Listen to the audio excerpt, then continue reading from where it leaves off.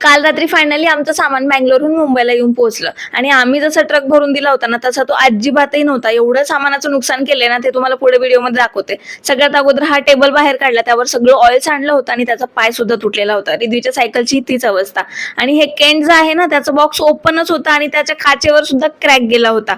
आणि एवढ्या सगळं होऊन सुद्धा त्यांना अजून पैसे हवे होते, जे की काही डिस्कस नव्हते. आता दीपकचा वेळ त्यातच चालला होता की अरे आम्ही ऑलरेडी सगळे पैसे पे केले, तर आता एक्स्ट्राचे पैसे कशाला हवे. आणि आता सामान मिळायला पुन्हा अजून 2-3 दिवस डिले मला नको होता. हा ट्रक पोलीस स्टेशनला जाणार आणि पुन्हा ते सगळं. त्यापेक्षा दीपकला म्हटलं की देऊन टाका जे काही पैसे मागतायत ते. आणि सिरियसली सगळ्या सामानाची अवस्था खूपच खराब होती. हा माझा टीव्ही आहे, त्याचा सुद्धा एक कॉर्नर डायरेक्टली ब्रेक झालाय आणि स्कूटर ट्रक मधून खाली घेता घेता त्यांच्याकडनं टेल लॅम्प तुटला. म्हणजे एकाच जणाने फक्त पुढे पकडलं हँडल आणि डायरेक्टली खाली सोडून दिलं. आणि हे बघून तर मी शॉक होते की अर्ध्यापेक्षा जास्त बॉक्सेस ओपन कंडिशन मध्ये होते. आणि रिझन विचारलं तर सांगत होते की लॉंग डिस्टन्स ट्रॅव्हल होतं ना, म्हणून ते ओपन झाले.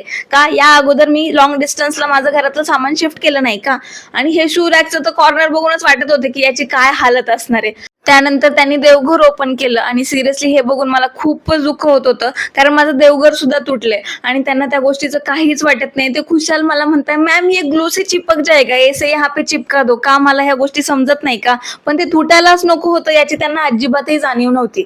आणि त्यांचं सगळ्यात मोठं खोटं हे होतं, जेव्हा सगळा ट्रक खाली झाला तेव्हा त्यांना मी विचारलं की माझे प्लांट्स कुठे, एकही कुंडी इथे दिसत नाहीये. ऍटलीस्ट तुटलेल्या फुटलेल्या अवस्थेत का होईना पण दिसायला तर पाहिजे ना काहीतरी.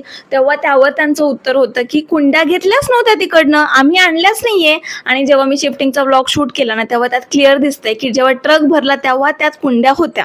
म्हणजे वर्स्ट एव्हर एक्सपिरियन्स होता माझा या पॅकर्स अँड मूव्हर्स सोबत, आयुष्यभर लक्षात राहील.